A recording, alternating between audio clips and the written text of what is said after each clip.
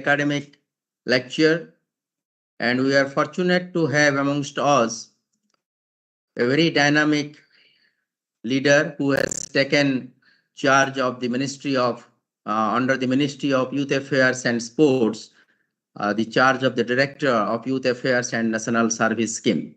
Welcome, sir. We are really very fortunate to have you as the chief guest also during the state level one-day orientation program being organized at Siksha and Anusandhan University for all the NSS functionaries of the state. And we are fortunate to listen to a very power-packed delivery of your lecture on what should be the role of an NSS volunteer. We had the privilege of also extending an invitation to you at your office during my visit with our Pro-Chancellor, Professor Amit Kumar Banerjee. We are really grateful to you, sir, for accepting our invitation to be the speaker in this prestigious Siksha and Anusandhan fortnightly academic oration. As you know, continuously we have been there in this SOAFAL oration since February 20th, 2021. And after 3 lectures, we will have the Golden Jubilee oration to be delivered by the Ambassador of India in Spain and Andorra, Sri Dinesh Patnaik ji. And we have already compiled the 25 lectures of the first series into a book known as aptly called as SOAFAL Mala, the Garlands of All the SOAFAL Lectures, Volume 1. And after the completion of these 25 lectures, we will be bringing out the second volume of our SOAFAL lectures. Now, just a brief introduction of today's speaker. Sri Pankaj Kumar Singh got IPS in 2008 in Egmont cadre, that is Arunachal Pradesh, Goa, Mizoram, and Union Territories. He has worked in Goa and Delhi as SSP, and he is an engineer by profession. And today he will be speaking on the relevance of the Ministry of Sports and Youth Affairs in the nation building process. Before that, it is my proud privilege to introduce you to our Vice Chancellor, Professor Bijay Kumar Sahu, and I will request sir to kindly address the audience very briefly. Okay, thank you very much, sir.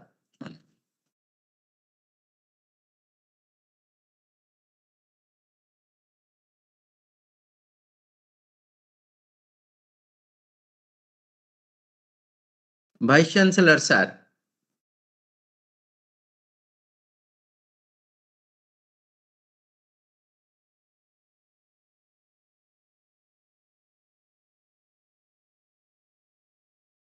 Are you there, sir? Vice Chancellor, sir, are you there?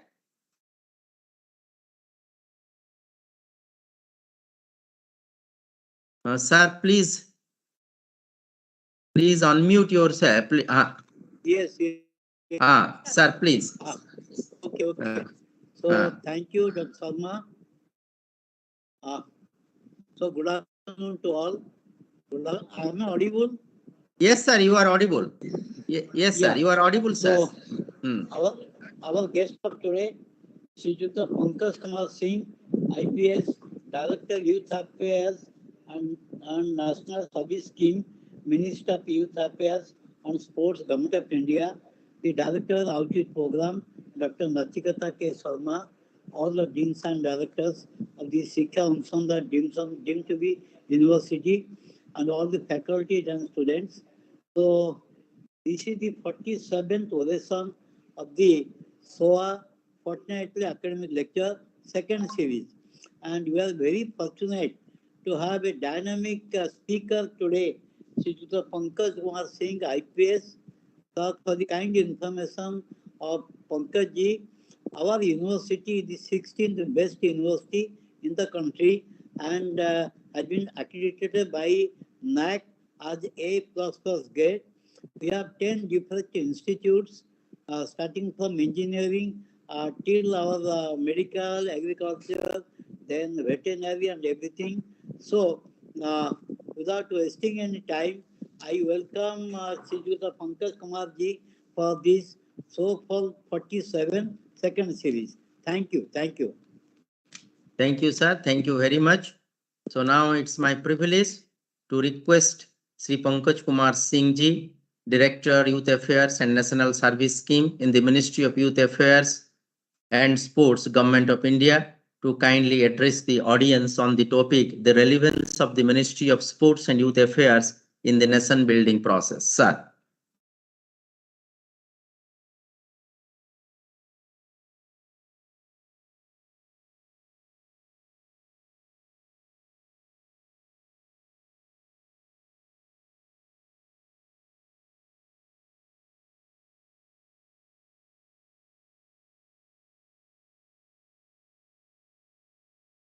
Sir.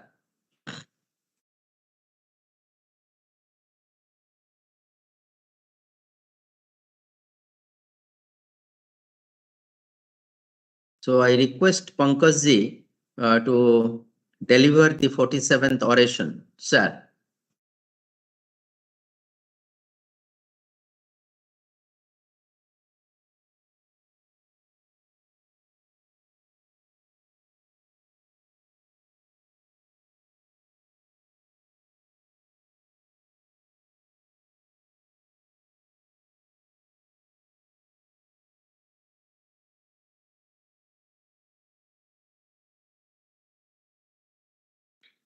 Sir, am I audible, sir?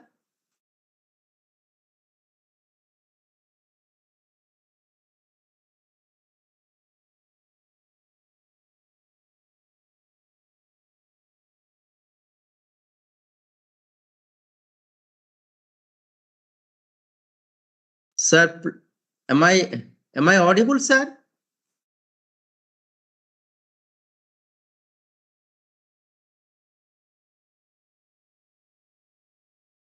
Yeah.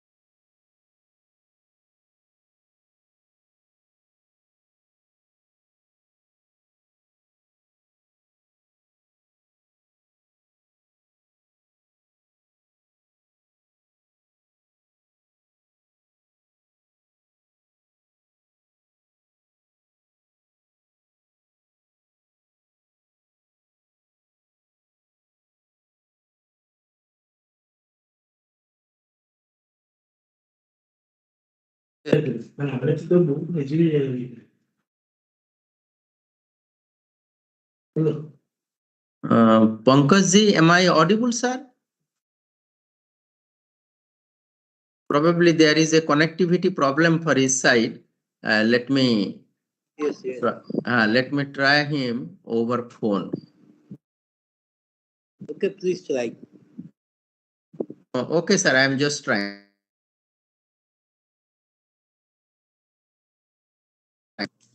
Can you hear me? Yes. Please, sir, please.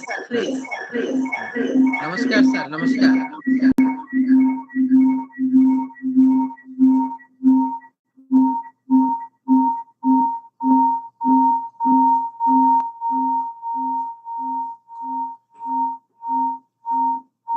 Just a second, there seems to be some technical issue. Let me just. Yes, sir. Yes, sir. No issue. No issue. Please. There is an echo actually. There is a big echo.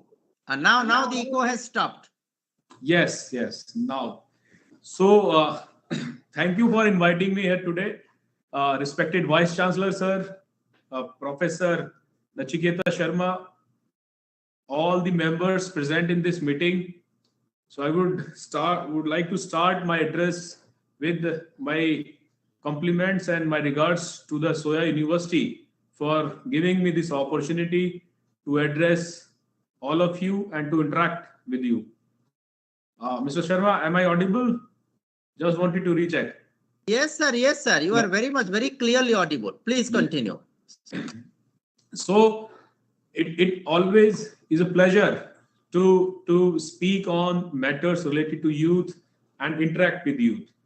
So this is again one such opportunity where I wanted to reiterate the commitment of the Ministry of Youth Affairs and Sports and the Department of Youth Affairs and Sports. So the today's topic is about the role of the ministry. So I'm sure that all of us, we have the idea and we have the knowledge about the importance of youth in any economy, not only in India, but in any country of the world. This is important from two aspects primarily. One is that they are the most vibrant segment of the population and they are the active workforce. But also, it has been established, there have been a number of studies that the amount of resources which are invested in youth, they have a huge impact on the gross domestic product of a country. So we can say directly that there is a close nexus between the policy decisions on youth, and especially when we invest in youth, this is very positive for any economy and the country. So that economic criteria, that also gives it has a significant position in the decisions, in the policies that we make. So keeping that in mind, the youth as such, it is very relevant and it's of great importance in the decision making process, in the policy making process of any country. So this subject itself, it gives a place of importance to the department, to the ministry who is dealing with this subject. So by that introduction, now I would like to come to the mandate of the Ministry of the Youth Affairs and Sport, and especially the Department of Youth Affairs. Initially, when after independence, when we started the functioning, when the constitution was implemented and the businesses were allocated to different universities, so the Ministry of Human Resource Development and the Ministry of Education, as we call it, so that was the ministry which dealt with the human resource. Human resource necessarily included the technical education part, the basic education part, and the various training institutions. But over a period of time, it was felt, and through the various committees and the reports, it was proposed that not only the basic skills, the technical skills of a person, of a student are important, but also there are a number of other skills also which we need to develop to enable the youth, to enable a student to achieve his or her full potential. So it was recommended through various commissions that we should have some volunteering program, some other programs to engage youth in various nation building activities. So that paved the way for a dual objective. So this is the youth development and the nation development. So it was building on those recommendations, the various programs were started, and the program of National Services Scheme that was started in 1969 with around 40,000 volunteers initially, 36 to 40,000 volunteers, and which has now risen to 40 lakh volunteers. So I'm glad to note that the scheme has really delivered, and it has engaged youth in a much meaningful way. So this aspect of developing various soft skills, we can say the soft skills part of a student, of the youth, it was widely recognized in all the schemes of the government, and recognizing this importance, in the year 1982, a separate department of sports was created in the Ministry of Education, which in the 1982 we had the honor of organizing the Asiad Games in Delhi. So during that year, the Department of Sports was created in the Ministry of Education. So building on it further, in the year 1985, which was the International Year for Youth, the same department was renamed as the Department of Youth Affairs and Sports.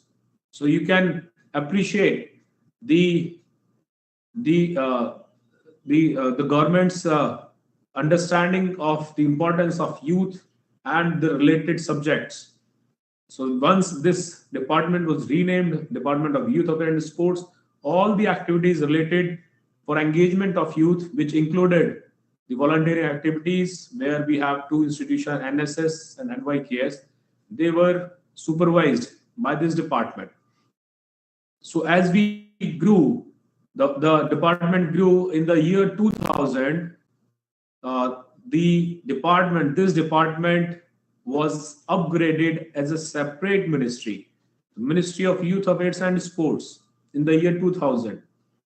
So you can see that how over a period of time this aspect of soft skills that got its due recognition, and right from the creation of a small department in one of the ministries, it was upgraded to a full-fledged ministry in the year 2000.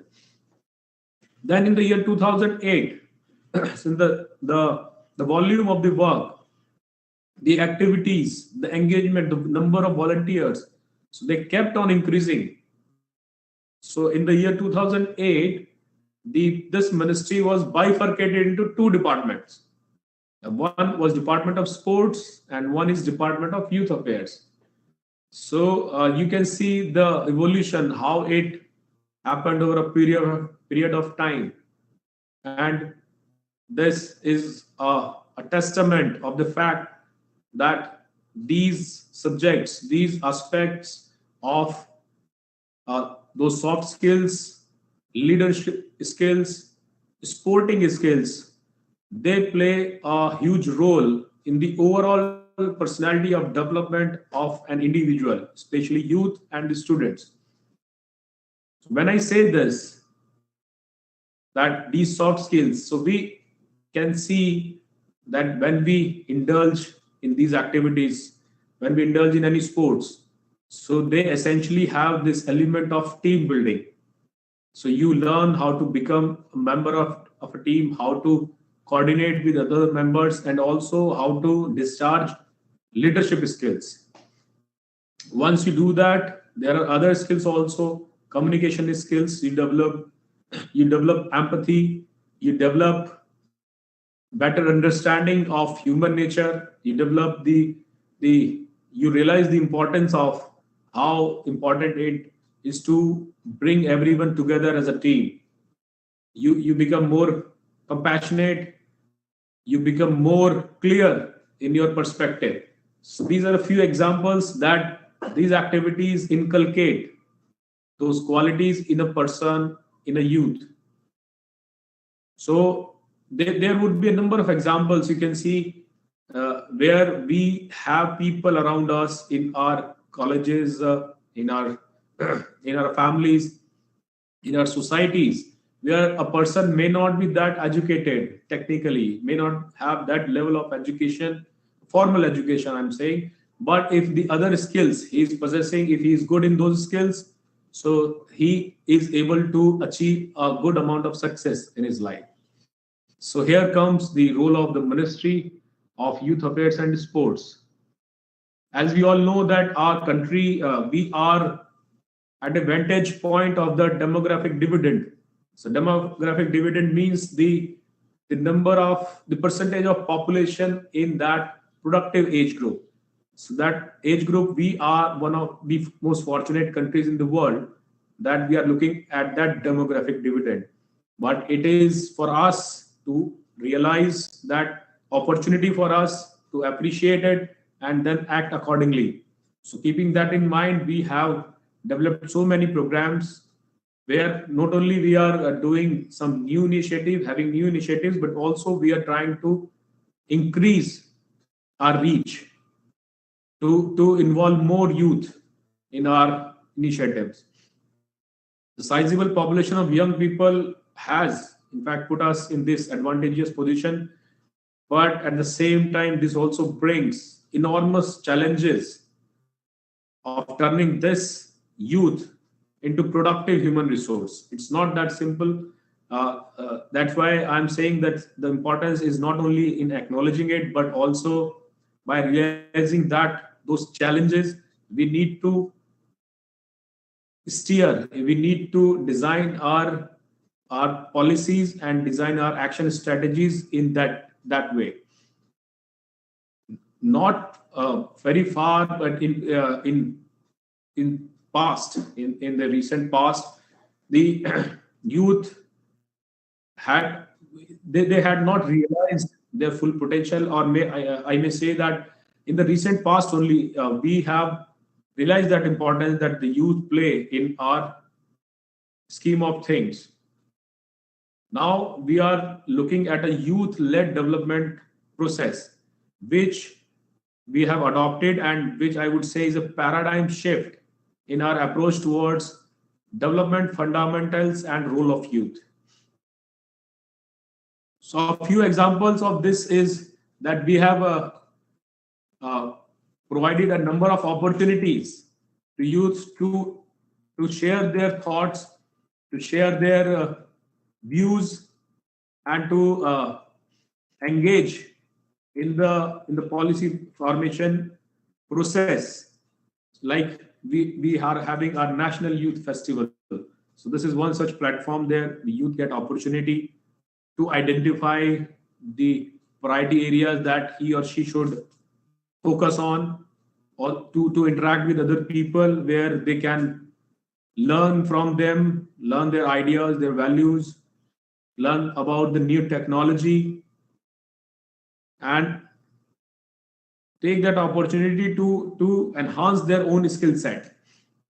Then we have National Parliament Youth Festival, wherein we provide this platform where the youth they curate their own ideas in the form of speeches, and we note down those suggestions, and it is it is discussed in the department how those ideas can be incorporated into various schemes.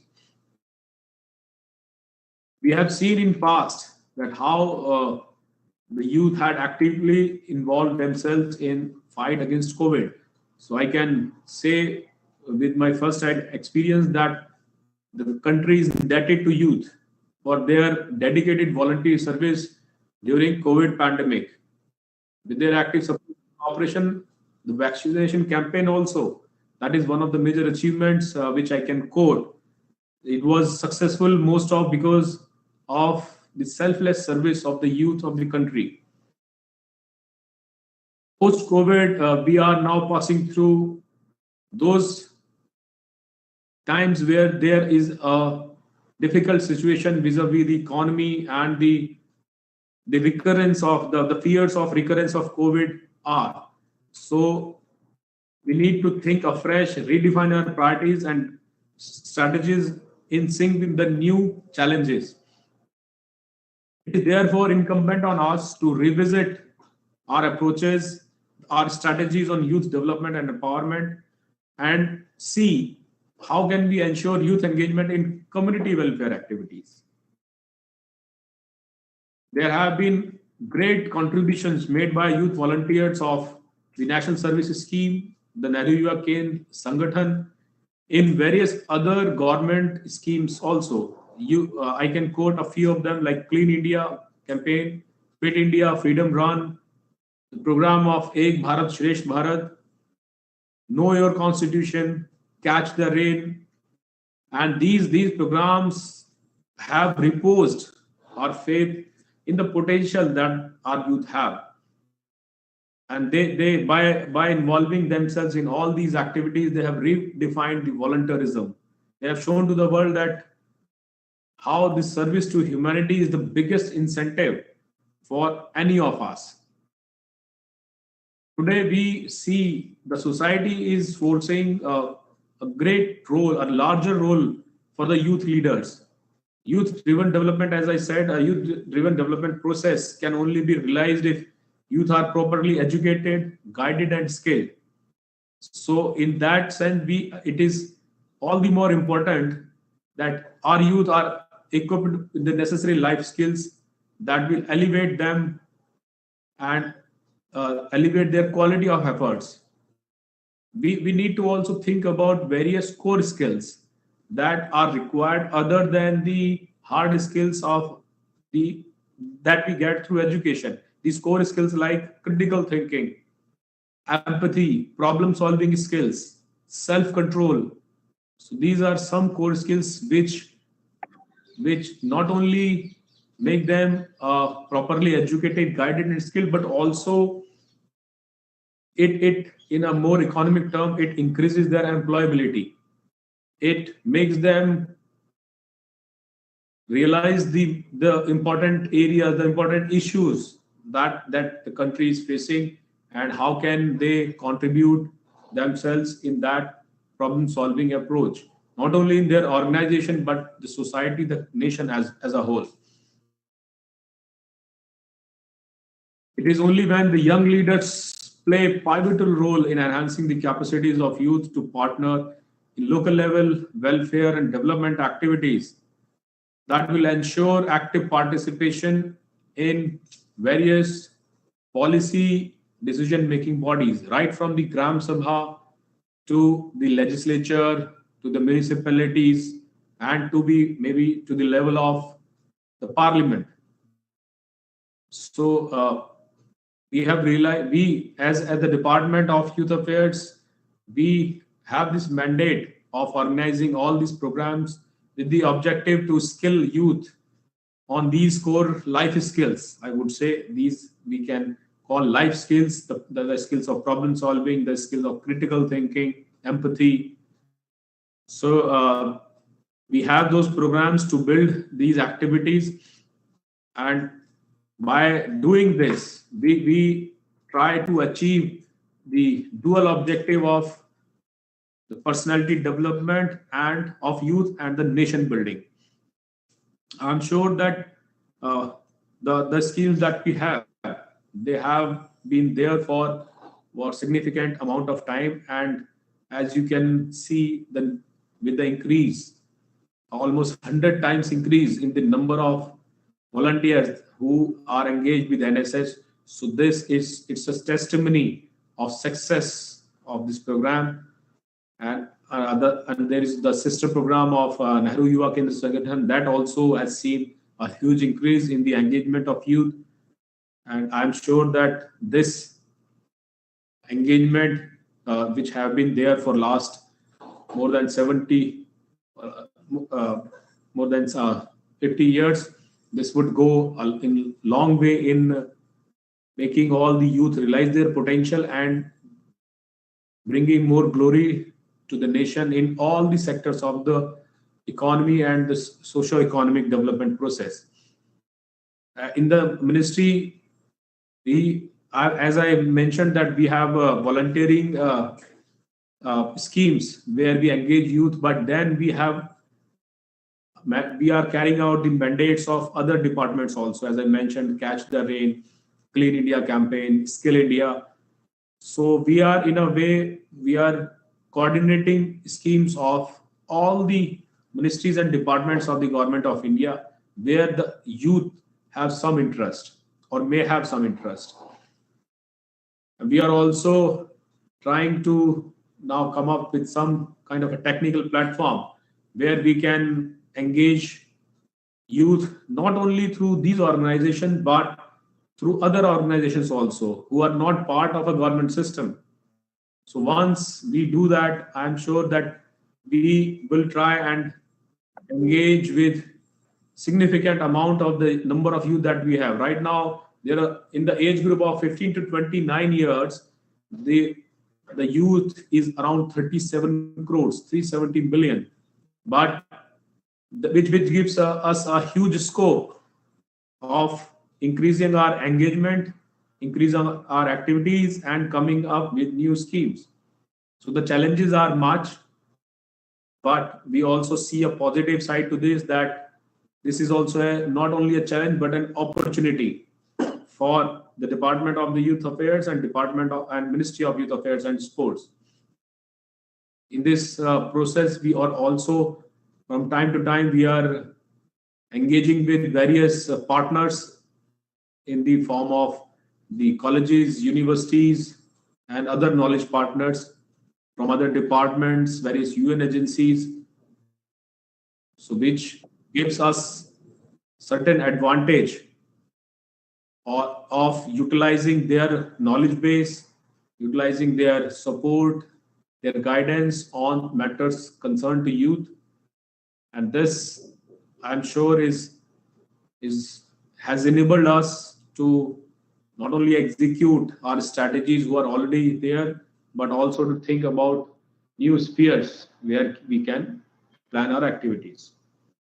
So these are some of the things which I wanted to mention about the youth ministry and the activities that we are doing.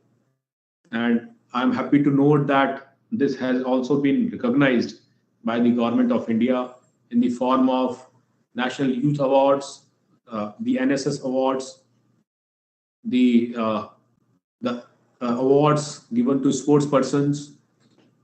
So the system and the mechanism, I can say, is well established in Government of India. The only thing is the challenge and the opportunity at the same time is how can we engage more number of people, and how can we spread, or how can we train these youth in those life skills.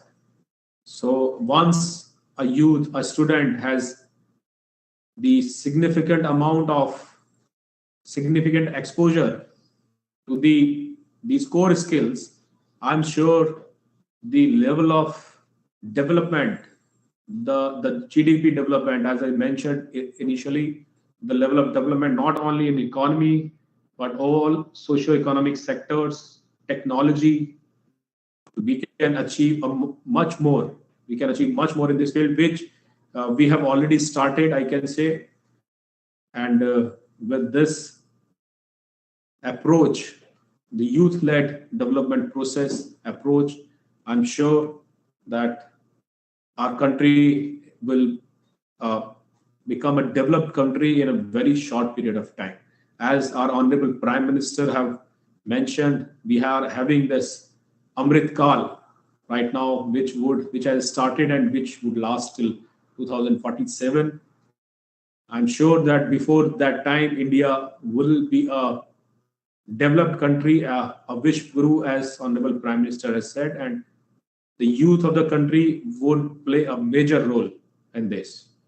With these words, I would like to now come to an end of my oration on this. And thank you so much. I would like to express my sincere gratitude to the SOA University, to the Vice Chancellor, sir, to Mr. Nachieketa for inviting me here, Professor Nachieketa for inviting me here today and giving me this opportunity. Thank you very much. Thank you, sir. Thank you very much for your beautiful way you have presented the roles of the ministry, both in the segment of youth affairs and also in the national service scheme. I think if you have time, we will interact with few questions, sir. Yes, one of the questions, actually, I will start with one question. You have also told the same thing when you visited this university during that one-day workshop also. Somehow, though, we have developed so much in this sector and all these things, still the mindset of our professors basically is that we are focusing more on career, these kinds of, and there is not a balance between career and the extracurricular activities, be it NSS, drama, sports, or whatever kind of things, which are also a very integral part of personality building and which are much more emphasized in other countries. So I think somehow we have not lived up to the expectation of our founding fathers, or in that way, the kind of balance that we should have brought in our educational systems between curricular and extracurricular activities is wanting, I think. Can you highlight something more on it and how we can achieve that balance point? Yes. So I would like to start to answer that question by reiterating the observation which I made during my initial part of my speech, that with the human resource or rather the skills, there we can always segregate skills into two parts. One is a hard skill, one is a soft skill. What is a hard skill? Hard skill is what I can see on paper. Like like suppose I am given some problem, a numerical problem from mathematics. So I can show it on paper how to solve this problem. Or maybe if I am asked to design a bridge or or to write a program, computer program. So this I can show on paper or on the screen. So these are the hard skills. No doubt that they are very important, because if I am given the job of a designer or of a civil engineer, so they are of course very important. But suppose if I am I'm employed as an engineer, design engineer, I design for some time as an individual, in individual capacity, but over a period of time, I'm given promotion. Maybe after 4 or 5 years. That time, if I'm asked to lead a team of 4 or 5 people, so knowingly or unknowingly, these skills you have to learn. You have to learn how to manage a team, how to lead a team, how to speak, how to communicate. So this is not a matter of learning those skills or not. You will have to learn those skills. The only point worth considering is, would it be better if you learn them now? Would it be better if you learn and experience those skills when you are in a college? Can you learn those skills in initial part of your career? If you can do so, you start early.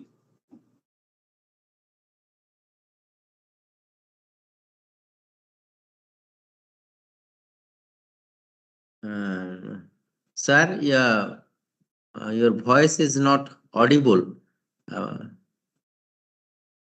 Hello. Probably there is some connectivity problem at your end.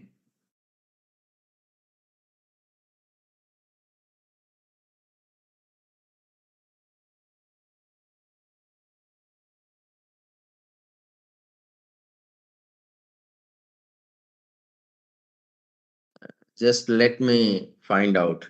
Just please wait.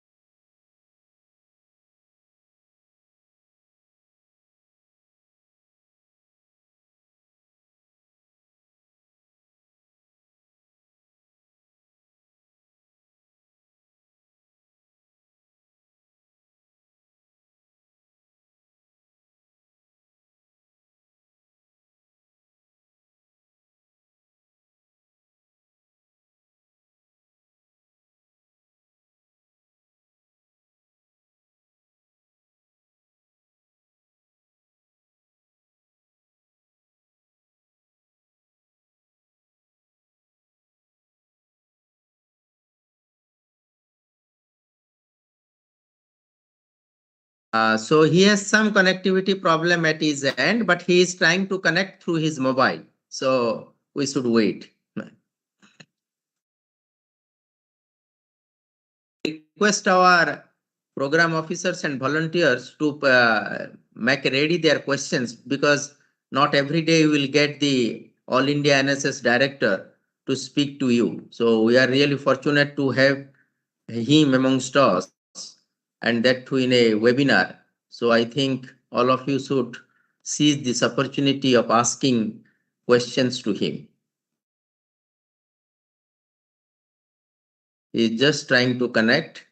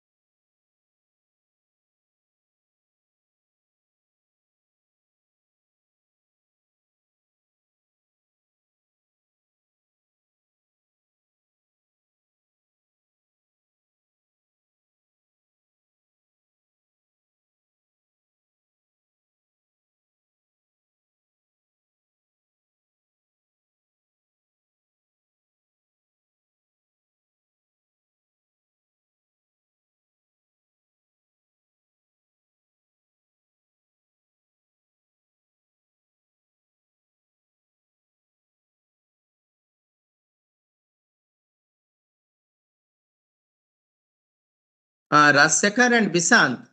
So he has, Pankaj Singh ji has joined from his mobile. So please activate, give permission to his MIC and video. I think.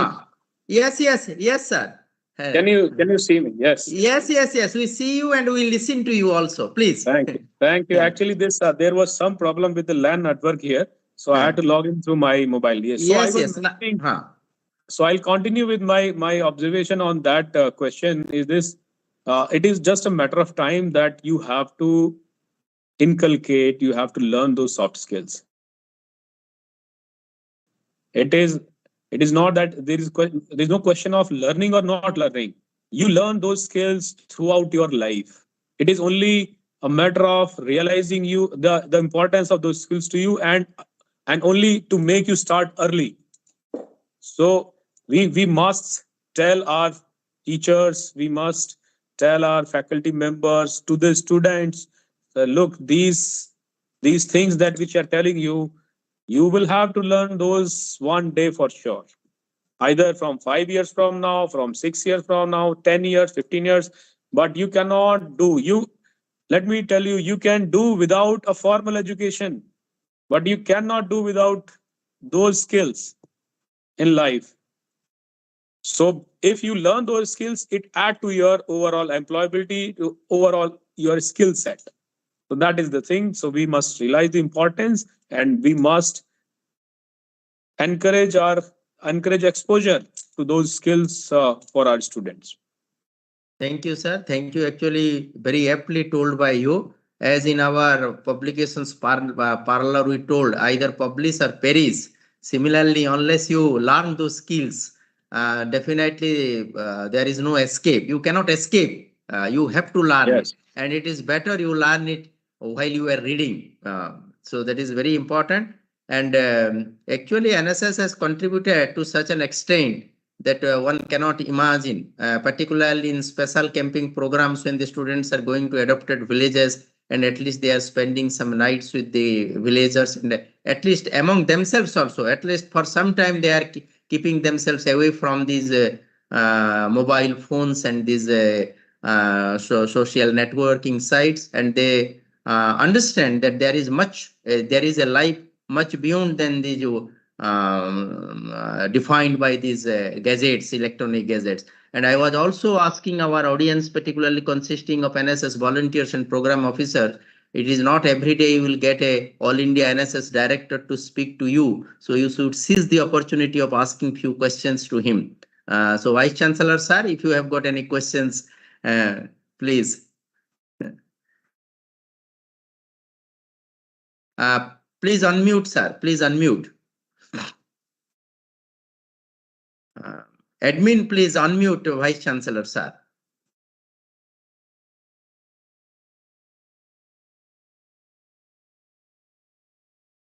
Sir, you can, sir, you unmute yourself. Maybe just somebody please unmute.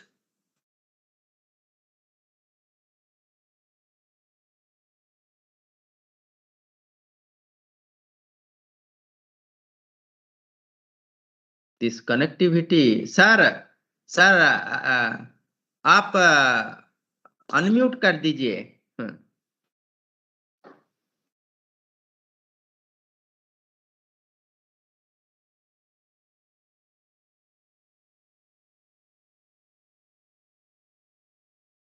Anybody, Bishant or Rajsekhar, can you unmute the Vice Chancellor?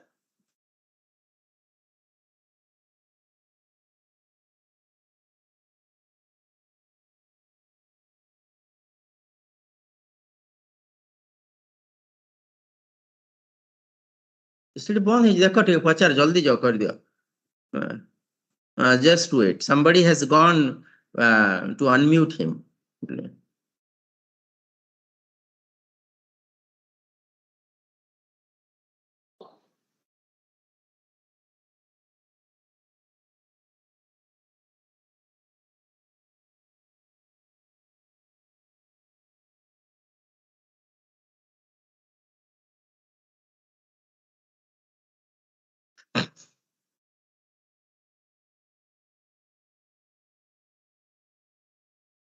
Anybody, any other, in the meantime, any other who can ask a questions?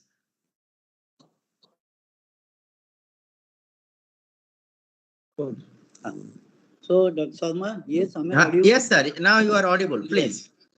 So now really it's a very good discussion today, and our NSS volunteers, they are doing excellent work, and also this teaching will help them in future for extending all types of necessity to them and also to their neighbors. Okay.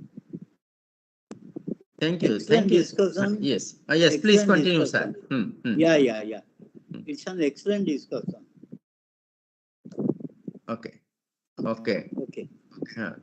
Okay, sir. Thank you very much. Anybody, any program officers or any volunteers, if you have got any questions, please ask. Otherwise, I will ask another questions because I must not go away this opportunity. Another thing is that, sir, for NSA, NCC, there is some kind of regimentation, and but NSS lacks that one. So that is deliberately made little amount of flexible like this, or the rules of NCC and NSS are different, and accordingly NSS has that kind of flexibility and all these things. We are not that regimented like that. Okay. So now the mandate of both the activities, both the schemes is same, broad mandate, that the development of their potential, development of their personality. But the first distinguishing factor is the uniform. So once we talk about uniformed engagement, so then these regimentation, the drill, that comes in picture. So the mandate of all the for that matter, mandate of all the schemes is human development, development of her personality. But the way or the format that you would be involving the students in is maybe different. So there is more about training the youth in the ethos, in the cultures of the uniformed services of country. You may observe that in many countries there is this concept of a compulsory military service for students. So although we don't have this compulsory service, but we have this option of going into the NCC during your school days, college days, and then preferring to enroll yourself in those uniform services. So right from the school days, to train students into that mold, or to train students into that roles. So this is the main mandate, and the mandate of the NSS is community service. So here comes the difference, that through your own development, personality development. At the same time, you also service, give service to the community. So as we call it, from campus to community, from college to village, and knowledge to action. These are the mandates. These are the things that we are looking at to convert our efforts into action. These are the basic difference. One is the uniform and the armed forces orientation, and one is a civilian orientation. Thank you, sir. Very nicely explained, actually. Very nicely explained. So I think if we don't have any more questions, then I will request our senior program officer, Professor Saroj Kumar Mahanti, to kindly accord the vote of thanks. Professor Saroj Kumar Mahanti, are you there?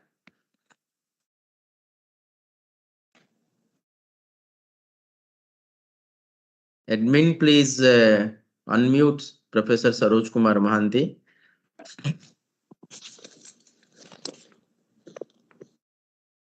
He is there. Please unmute. Saroj sir, please unmute yourself.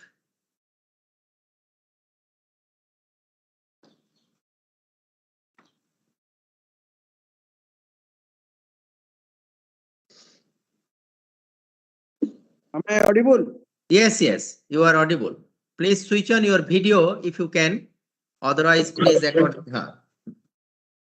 Okay. Vice Chancellor Professor Vijay Kumar Sahu, and today guest speaker esteemed Pankaj Kumar Singh, Director Youth Affairs, as well Head National Social Service, Government of India, Director University Outreach, Professor Nachieketa K. Sharma, other program officers, volunteers, and all the participants. Actually, I, on behalf of NSS Directorate as well as SOAS, deemed to be university, express our gratitude to our esteemed guest speaker, sir. Really, his deliberation definitely encouraged the youth to join and for the development of the country as well as their role during disaster. Just he has explained the role of volunteer during COVID. Further, he has beautifully analyzed the role of youth in progress of the country and about the hard skill development, soft skill development. Definitely, it will encourage the youth to be self-sufficient, and he has beautiful explained the difference between NCC and NSS, and the role of NSS volunteer are many. They have to do for the country as well for their area in all aspects. Sir, many thanks in this beautiful evening, and today is the Pongal as well as Makara Sankranti. On this auspicious days, we are very much grateful to you. You have joined in our 47 SOAFAL oration second series, which will definitely encourage the volunteers as well as the youth for their dedication. Thank you, sir. Many thanks. I will thank our Honorable VC for their participation and some kind words. And mainly the man behind this, Dr. Nachieketa Sharma, Director University Outreach, he has actually planned to have you in this August evening. Sir, thank you, Nachieketa Sharma, and all the participants for their participation. Thank you all. Thank you, Saroj sir. We are really touched by your presence, sir. We are very really grateful that you could accept our kind consent. You could kindly accept our invitation and you delivered this 47th SOAFAL oration. And just a simple request that once you send the write-up of your talk, we can publish the book after the completion of the 25th lecture on February 25th. We are planning to bring out the second volume in the month of March. or at best by April. So with this request, again on behalf of the University Outreach Cell and the university, I am extremely grateful and thankful to you, sir. Namaskar. Thank you. Namaste. Namaskar, sir. Namaskar. Now the meeting is over.